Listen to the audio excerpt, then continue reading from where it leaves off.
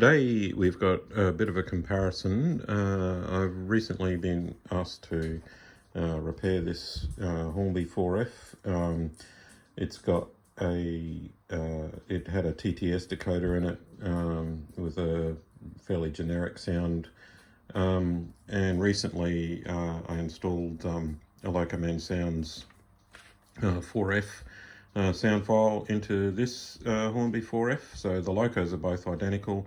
That's on a ESU Loksound 5. This now is fitted with a Hornby TXS decoder, the Bluetooth enabled ones that Hornby are now putting out. So I thought we could do a bit of a comparison. So first of all, we'll have a go at this TXS decoder. So the installation of it was quite straightforward. It's an 8-pin plug socket in the tender. The Hornby TXS decoder comes with a speaker that plugs into a little port on the side of the decoder, and all the enclosures.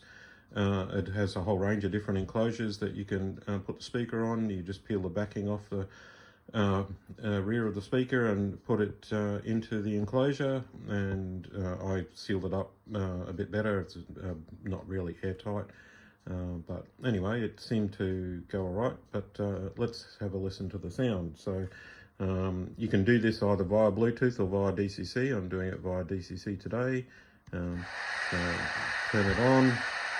It has 3 whistles that play in sequence each time you press. That's on F2, and then on F3 you also got another set of 3 whistles.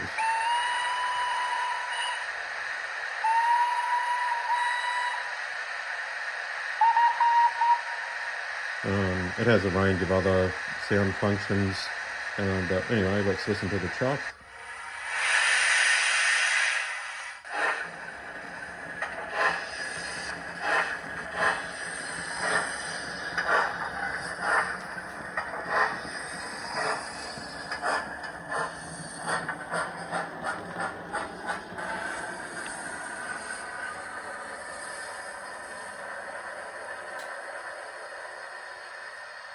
Sounds a bit strange when coasting and reversing, but there you go.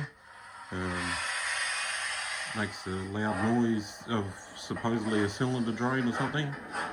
What I hope you can tell is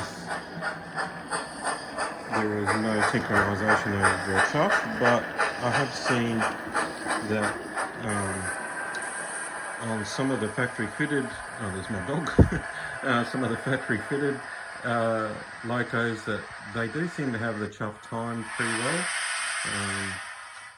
So I'm not sure if that's possible in a CV setting.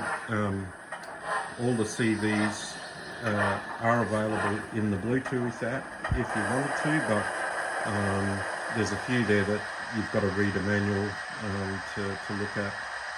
I had a look, I couldn't see it quite easily, but anyway, I'll have another play around and see if I can't make that a bit better. But there's basically 4 different, from what I can tell, 4 different sets of chuffs for different speeds. You might hear them as we go here.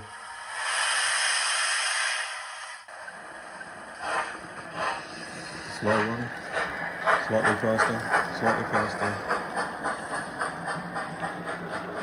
and that's about flat out.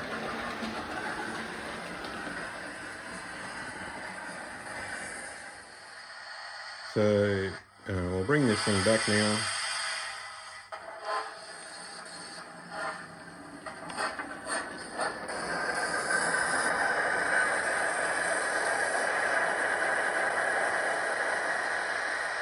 I don't know what that noise is when it's coasting, but it's done something. So anyway, I'm going to turn that off now. The boiler hiss is quite loud on it. Okay, so now we go to the Loksound one, and you'll hear the boiler hiss. It's a little bit more subtle. Now, the whistle on this is playable. That's just a short press. If I do a longer press, you can hear that.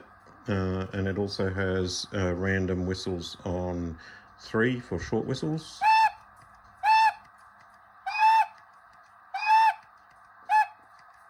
You can hear they're a little bit different. There's, I think, 3 different ones. The other thing that you might notice on this is it's got firebox flicker as well, which I've set up here on this one. I'm not sure, I couldn't see how to do firebox flicker, but Hornby don't actually do firebox flicker through a decoder. They do it through a little circuit on a PC board on their newer Locos, so there's no DCC control whatsoever. But on the ESU decoders, you can actually get the firebox flicker to be timed with the chuff, so it brightens up every chuff like a full size one. The same thing here, we've got lots of different sounds.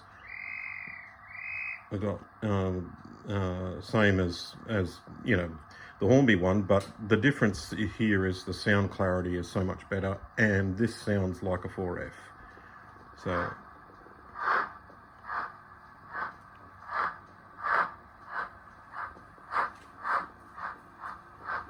and you'll notice that the chuffs are timed to the wheels as well. And it has light load and heavy load as well.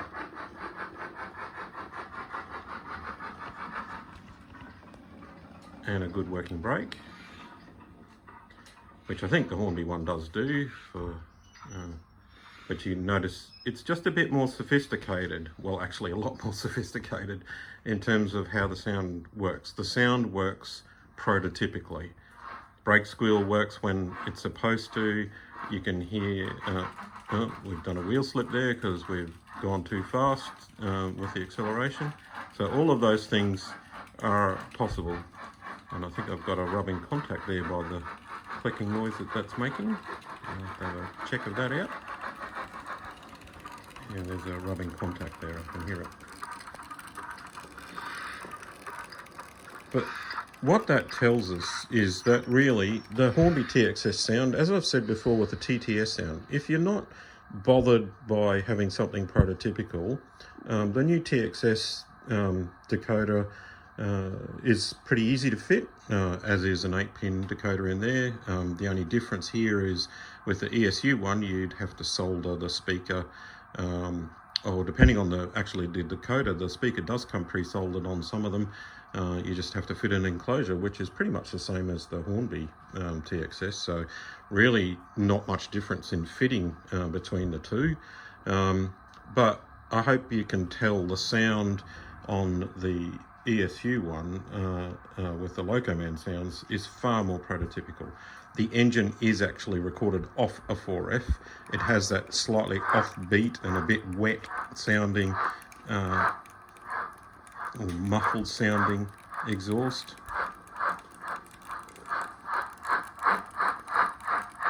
And it's dynamic as well, so, and it works right through the whole speed range. So, and you can see here the brake squeal. So yeah, I mean, you do get what you pay for, really. If you want prototype sound, you do have to go upmarket to ESU. And something like Locoman sounds. Locoman sounds for me, I mean, you know, I work with Alex at Locoman Sounds and do stuff for him, and you know, I do like them. The only reason I do this is because I want prototype sound, and this gives me prototype sound. If I'm looking at diesels, I go to somebody like Legoman Biffo because I like his diesels, though Locoman does also have diesel sounds as well. You know, there's lots of different manufacturers out there. I've also tried the stock SWD 4F sound in this that's available for free off the ESU site. It's basic. It's probably worse than the TXS, to be honest. So if you're really going to want prototype sound, you're probably not going to go for a TXS. But that being said, if you want a good sounding decoder and you don't care so much about prototype, then the TXS is an okay choice. Certainly not my cup of tea. The sound's pretty raspy still, even with their biggest enclosure in the speaker. It's a bit over the top, and it's not prototypical. So that's sort of why I probably wouldn't go with it. It's got nice whistles, the chuff's okay, it's reasonably clear, it's a lot better than the TTS decoders, but for me, I'm always going to come back to something that sounds like the real thing properly. And we've got lots of different choices, and if you have a lock programmer, all of this is available to change, just like with the Hornby app for the TXS decoder. If you have the app from ESU, which is free in effect, but only runs on a laptop, and if you buy their lock programmer, you can actually make all these changes by yourself at home if you want. Anyway, hope you enjoyed that short video. Well, it's actually going to be a long video, but just to give you a bit of a comparison between the two.